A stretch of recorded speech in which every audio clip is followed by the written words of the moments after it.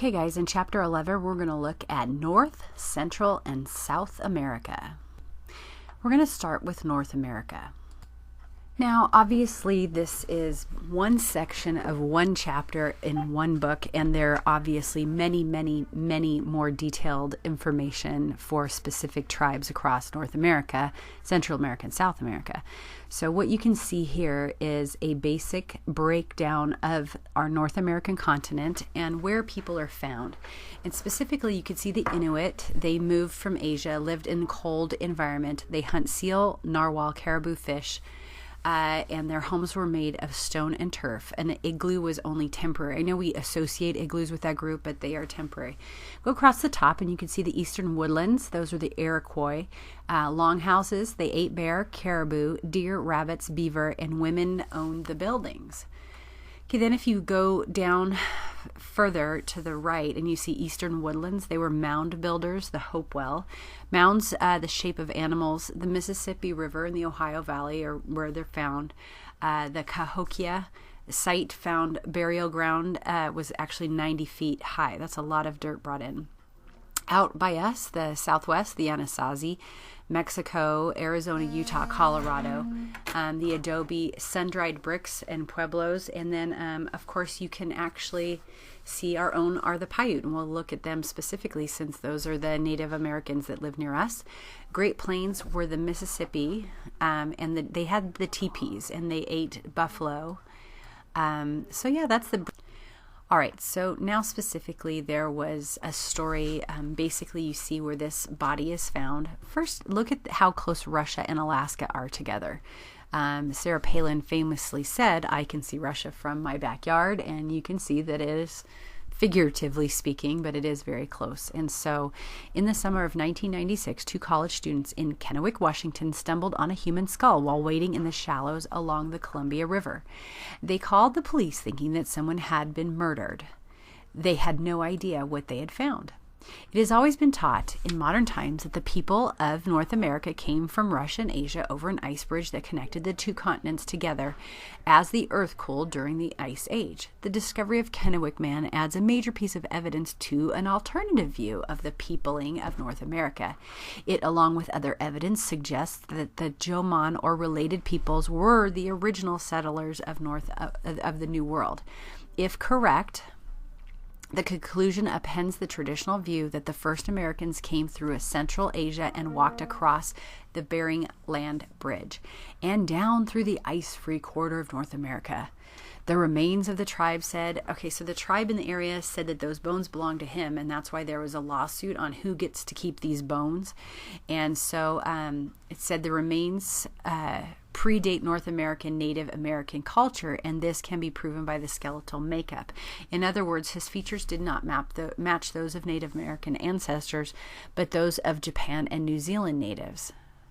So you can see, mind blown. I came a long way to North America. My bones changed the way scholars think all people came to North America. But my story is always changing with more tests from scientists. After using forensics to reconstruct my face, this is what scientists think I look like. Pretty fascinating. So this is a bit of a close-up of some of the different cultures all across North America, and that's what I was trying to tell you, how there's just so many, the diversity amongst Native Americans. To classify one group under one umbrella called Native Americans seems really limiting when there are specific tribes that had completely different cultures. And on that, just one way to look at different cultures are, of course, the way people lived and how they built their homes. And of course, they're building their homes out of things that are found within their immediate surroundings. You are not going to use large poles and sticks if you do not have large trees. So obviously, teepees were not found around Las Vegas. So that's what this can show you about a culture of people, is what their surroundings are made up of and what they're protecting themselves from too. What the temperatures are, all those types of things can be seen in this picture. So here are the PIAUTE of the surrounding area of Las Vegas, and you can read that prior to the 1800s, the Moapa people were culturally well-adapted people who combined farming and hunting and gathering. They used the resources of the land with great ingenuity. Most of the domestic objects of our ancestors, that's them, were various forms of intricately designed basketry, including water jars, winnowing and parching trays, cradle boards, cooking baskets, and seed beaters. They had great skill in the use of animal skins and plants. Their knowledge of nutritional and medicinal plants was extensive. Creosote is one of those medicinal plants that's seen all over the valley. The history of the Moapa following the white contact dating from 1830, opening of the Old Spanish Trail, is a tragedy. A peaceful people saw their land and water seized and their homes frequently raided by slavers. Conflicts erupted with Mormon settlers, New Mexicans, and other immigrants. Their numbers diminished rapidly as new diseases were contracted, especially tuberculosis and measles. Insurrection and raiding for survival were brutally punished by federal troops and white settlers. Although armed with bows and arrows, defiance did not stop the intrusion of whites into Moapa. The people were forced to flee into the desert and farming was disrupted. And so you can see how they looked, what they wore, and the area that they covered. And that's specific to us in Las Vegas. Now we're going to go down to the people of Mesoamerica. And so it says areas of Mesoamerica. Okay, so this is the area of Mesoamerica. And so you can see these four groups here, the Olmec, the Toltec, the Mayan, and the Aztec. And then you can see Lake Texcoco here to the left. And you can see that two civilizations developed around that area. And you can see that those are the Toltec and the Aztec as depicted by that map. That's a question, so you might want to know that one. Areas of Mexico, Central America, Olmec, and then Teotihuacan, Place of the Gods, is the first major city there. And so you can see where these two groups that are very famous, mostly the Mayans and the Aztecs, of course not as much the Olmec and the Toltecs because they don't typically make movies depicting them, but they do the Mayans and the Aztecs. And you can see where those cultures developed in Meso or Central America. And then you can see this next slide. The Maya and the Toltec flourished from 300 to 900 AD on the Yucatan Peninsula, a political structure built around the pyramid temples, city-states like Greece, and rulers, of course, descended from the gods. Religion, all things were in the hands of Itzma.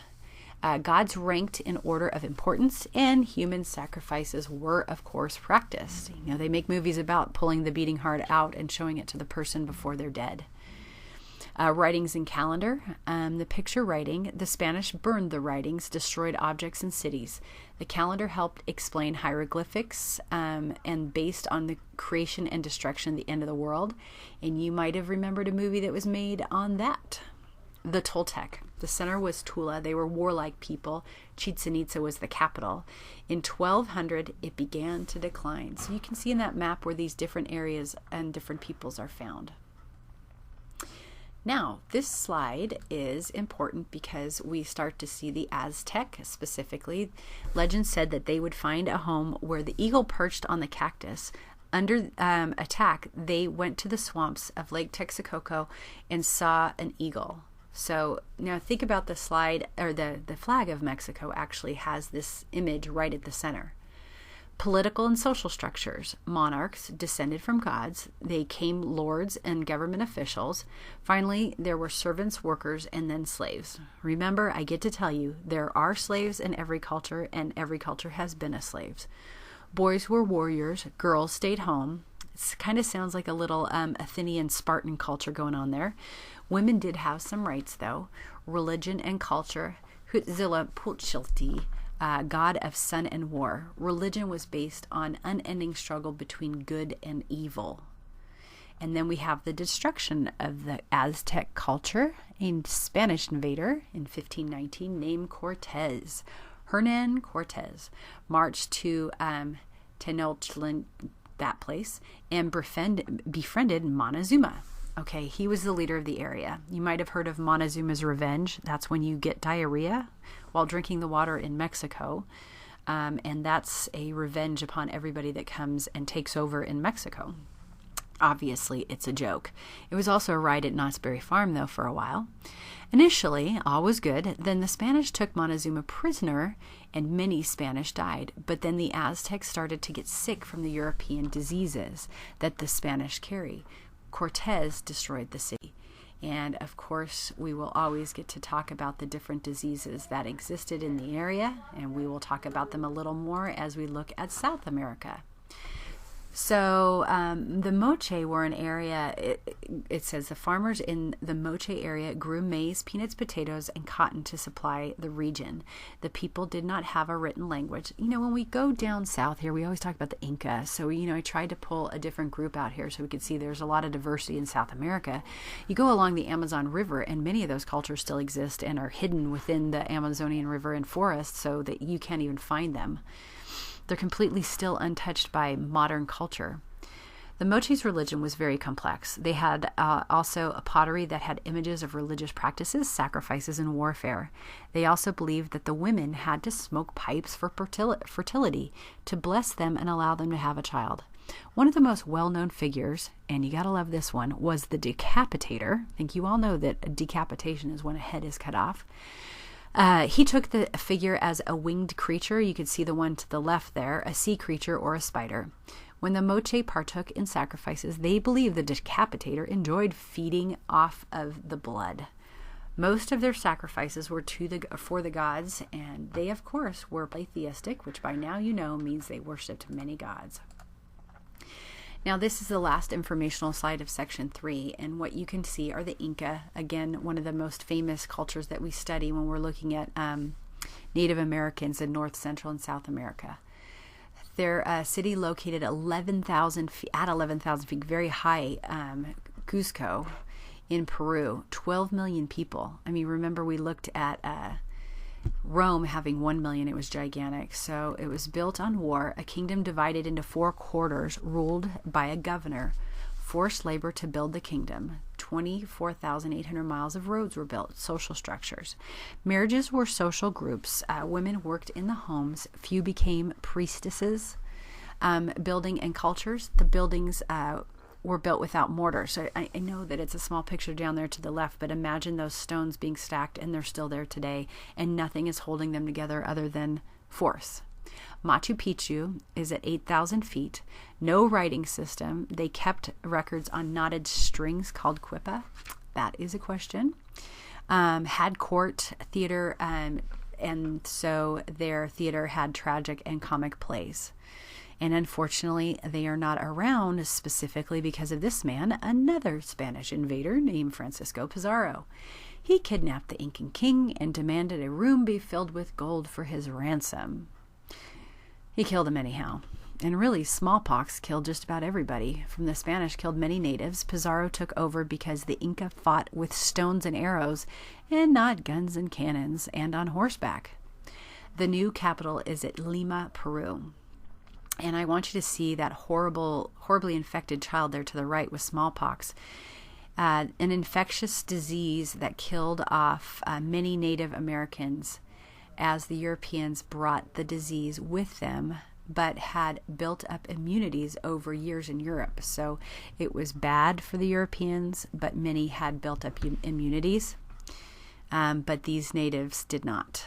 And since there have been vaccinations around the world, it is a disease that is currently eradicated, which means that it's gone.